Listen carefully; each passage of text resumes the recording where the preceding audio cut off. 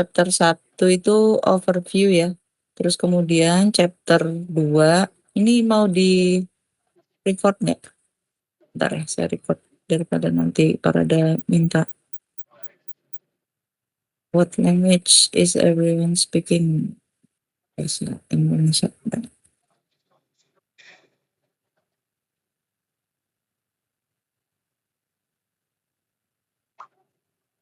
Oke, jadi materinya saya ulang ya. Materinya saya share screen aja deh.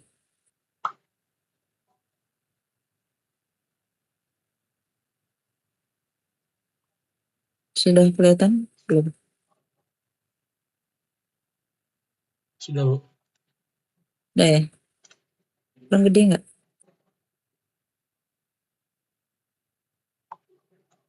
Oke, jadi seperti yang saya bilang kemarin, materinya bab 1 dari overview sampai bab berapa? 7 ya, IDS. Jadi bab 1 overview itu kan kemarin kita bicaranya tentang apa?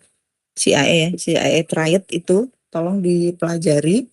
Jadi kalau di CIA triad itu kan ada beberapa definisi itu confidentiality, integrity, availability, termasuk turunannya ada authentication, non-repudiation dan seterusnya. Itu kalian pastikan paham definisinya dulu. Terus nextnya itu adalah penerapannya. Jadi contohnya seperti ini. Kalau saya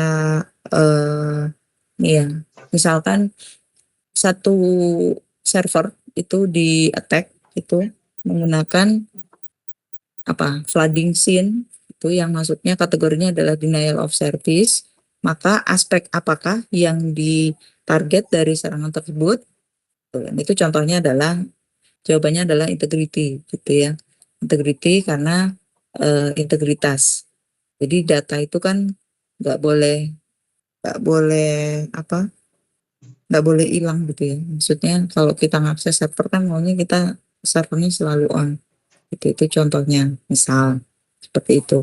Atau kalau availability ya, sorry, kok integrity sih? Integrity itu hash, sorry.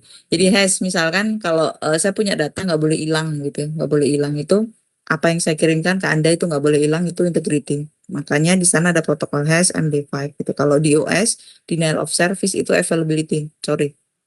Agak liar, udah siang.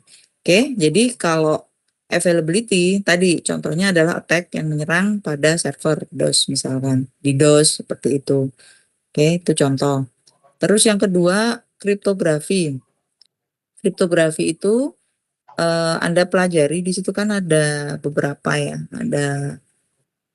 Ada Stegano, ada kripto gitu. Bedanya apa? Itu dipelajari. Nah, kalau di kripto itu ada symmetric, ada asymmetric encryption. Seperti itu contoh penggunaannya, jenis algoritmanya. Nah, case study gitu. Case study ini juga Anda sebaiknya pelajari gitu supaya nanti kalau misalkan ada satu kasus ini Anda tahu, oh ini pakai symmetric encryption, oh ini pakai asymmetric encryption. Nah, yang paling sering itu adalah kalau symmetric itu dipakainya untuk data ya, bulk data gitu. Itu pakainya symmetric. Contohnya apa? Kalau saya nyimpen data di cloud itu most seringnya itu pakai yang symmetric. Itu contoh. Yang asimetrik misalkan apa? Yang asimetrik atau yang pakai public dan private key itu biasanya dipakai misalkan apa digital signature gitu. Digital signature, sertifikat itu kita pakai public key encryption atau asymmetric. Contohnya itu. Nah, kemudian ini sudah saya kasih tulisan nih beberapa item gitu ya yang perlu Anda pelajari nanti. Kalau user authentication, pastikan Anda paham maksud dari authentication itu apa, terus bedanya apa gitu, dengan authorization. Karena authorization atau akses itu nggak akan diberikan kalau belum dipastikan bahwa user yang mencoba masuk ke server atau yang mencoba menggunakan service itu memang valid user atau terauthenticate.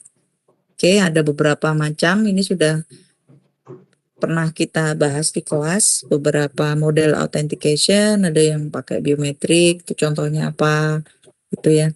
Itu Anda pelajari seperti itu. Terus akses kontrol. Nah, akses kontrol ini juga sudah dipelajari di kelas juga, ada beberapa apa ya, beberapa macam ya, ada beberapa jenis gitu. Akses kontrol itu seperti apa? Role based misalkan. Role itu apa sih? Terus kemudian ada yang atribut based gitu. Kalau misalkan di atribut itu kan sesuatu yang menempel. Nah, itu ada pelajari itu di slide ada semua tuh. Terus kemudian contohnya, contoh penerapannya seperti apa? Kalau role based access control itu kasusnya nanti seperti apa sih? Contoh gitu ya. Kalau trust framework kayaknya nggak masuk sih. Nah, terus malicious software atau malware ini juga macam-macam kan ya. Malware ada virus, worm, trojan, dan seterusnya. Itu Anda pastikan Anda paham masing-masing dari tipe malware-nya dan cara kerjanya gitu. Bedanya apa nih? Misalkan virus sama worm itu. Terus trojan juga apa bedanya dengan trojan dengan virus itu kan beda tuh. Nah, itu Anda pastikan paham ya. Itu cara kerja dari si malware tersebut gitu. Terus kemudian deteksinya seperti apa, tapi kalau deteksinya nanti akan lebih ke chapter 8 ya, ke IDS. Tuh. Terus di bawahnya ada adversarial behavior atau perilaku dari adversary, pihak ketiga yang jahat. Itu ada macam-macam kan kemarin ya, karakteristiknya seperti apa. Tuh.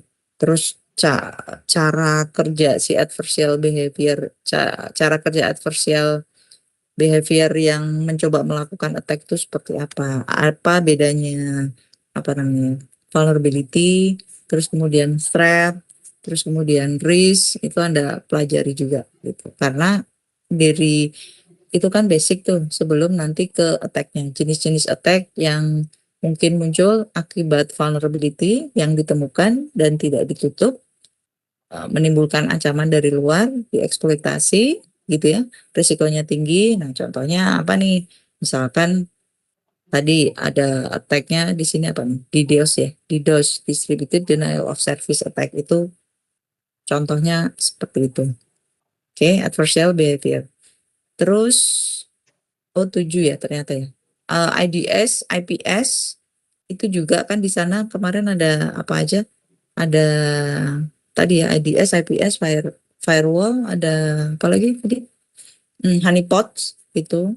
Tuh kemarin di kelas sudah saya mention kira-kira kalau lokasinya ada di mana. Nah, sebelum ke lokasi Anda juga pastikan paham dulu cara kerjanya ya gitu. Apa sih bedanya IDS sama IPS? Apa sih bedanya intrusion detection system dan intrusion prevention system? Cara kerja dari masing-masing apa sistem itu seperti apa? Tuh. Termasuk misalkan firewall. Kalau firewall itu kan dia filtering tuh itu allow, deny. Nah, itu contohnya seperti apa? Ini sedikit spoiler, insya Allah besok nggak akan keluar ini ya, apa namanya komen gitu untuk firewall. Makanya tadinya saya mau kasih contoh gitu pakai yang uncomplicated firewall, nggak jadi karena relatif aman sih besok lebih gampang gitu kayak dibanding tahun lalu. Gitu. Itu kisi-kisinya pastinya nanti akan saya bagi ya di kelas ini. Ini karena memang saya baru beres ini. Jadi belum saya share. Itu, silahkan. Ada yang mau ditanyakan? Nih, contoh pertanyaannya ya. Pertanyaannya nanti terdiri dari dua macam. Ada multiple choice dan ada essay. Tuh, misal nih. Nah,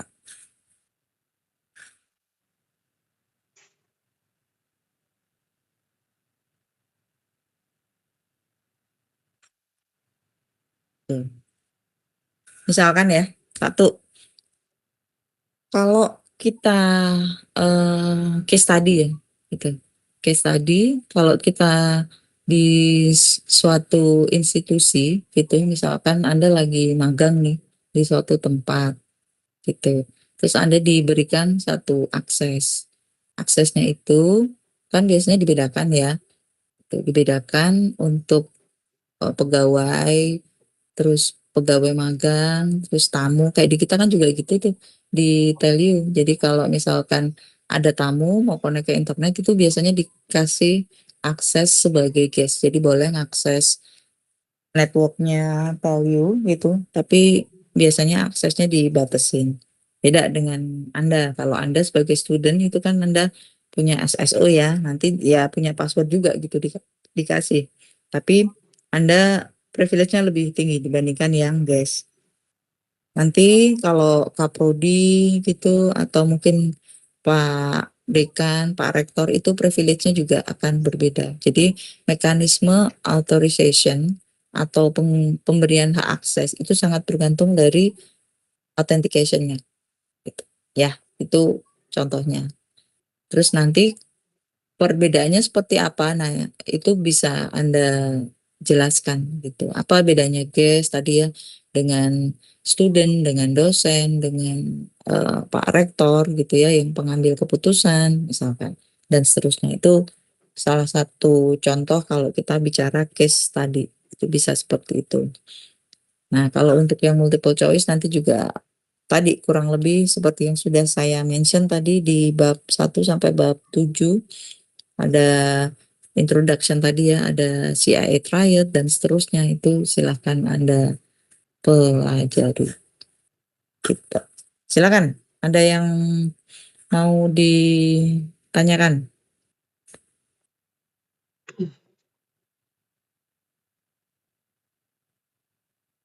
Bu, mau konfirmasi, Bu. Tadi Ya, waktu Ibu ngebahas tentang esai tadi, suara Ibu kayak sempat kepotong. Itu atau emang kena nge-lag atau emang Ibunya lagi nggak ngomong tadi? Soalnya suara Ibu baru muncul lagi pas ngomongin yang case tadi. nggak tahu ya. Ya, Kalau di saya sih tidak ada notice ini ya, notifikasi kalau networknya low begitu sih. jadi Nggak tahu network kamu kali. Jawabannya. jadi esainya tentang lebih ke mirip-mirip ke case tadi ya, Bu? Iya, betul. Ada case tadi, ada konsep, ada kalau di multiple choice banyak ke konsep yang essay banyak ke case tadi, seperti itu. Lagi ya. Silakan, ada lagi yang lain? Ntar saya share di sini ya.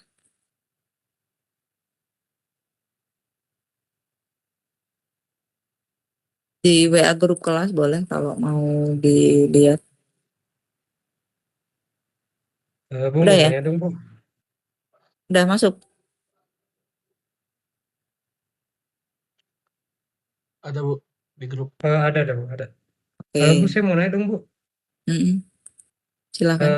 Untuk nomornya tuh ada berapa ya? Yang di multi multi multi answer, multi Multiple choices. choice, Ya, ada ada berapa nomor banyak, ya? ada puluhan, ada Oke, banyak. oke. Yang pasti lebih banyak dari yang essay ya, gitu. Sip. Kan kita beberapa CLO tuh, kita teh ada 2 CLO ya. Sub CLO 0521 sama 0522. Tuh. Nah, nanti nilai Anda kan dari 2 sub CLO tersebut.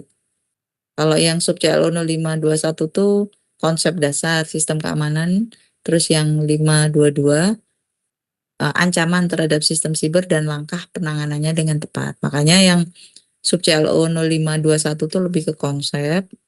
Tadi ya, misalkan confidentiality apa, integrity apa nih, apa bedanya integrity tadi sama availability misalkan. Nah itu 0521. Tapi kalau case study itu 0522.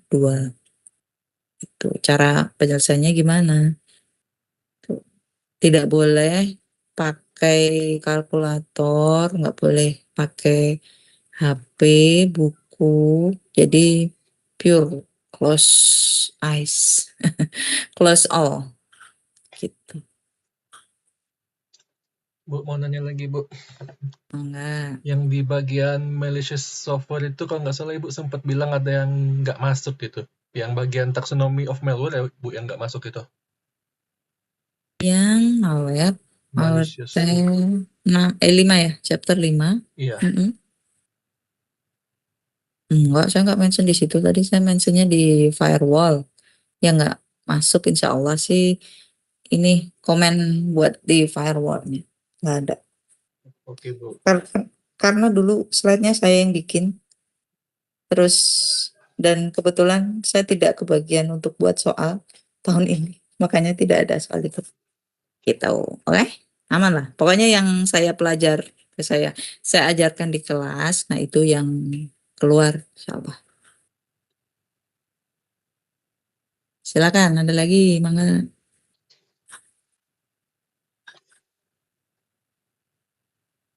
Besok di mana ujiannya?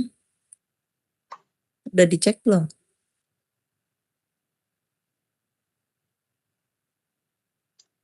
Di KU3, Bu. GKO, Bu. Di Itu KU. teh di ini ya, KU KU KU3. 3 ya. KU Iya. 3 teh Tokong Nanas bukan? GKU, Bu. GKU ya. Iya iya. Saya lama nggak ke situ. Baik, gitu. Bawa alat tulis, jangan lupa. Apa ada lagi yang mau ditanyakan? Kalau Caesar encryption masuk nggak, Bu? Yang Caesar gitu. Caesar, Kaiser bacanya. Kalau nggak salah. Encryption, maksudnya yang Oh, chapter 2 itu intro iya. to cryptography itu. Itu kan ada Caesar sama substitution, permutation, itu juga masuk ya, Bu? Masuk. Itu Oh, kan materi yang kriptografi kan. iya, Bu. Kalau materinya masuk, iya masuk. Oh, Intro to crypto itu. Ya oke. kan basic itu, karena kan memang enkripsi itu dipakai di mana-mana ya. Di protokol itu TLS, IP security, itu kan semua pakai enkripsi itu di dalamnya. Kan di Jarkom kalau nggak salah kan pernah dibahas ya, tapi nggak tahu di akhir sih yang kripto itu. Biasanya saya kalau ngajar Jarkom, yang kripto itu juga ini saya ajarin itu public, private key gitu, hash, gitu-gitu. Ada lagi? Ini masih ada ujian nggak hari ini?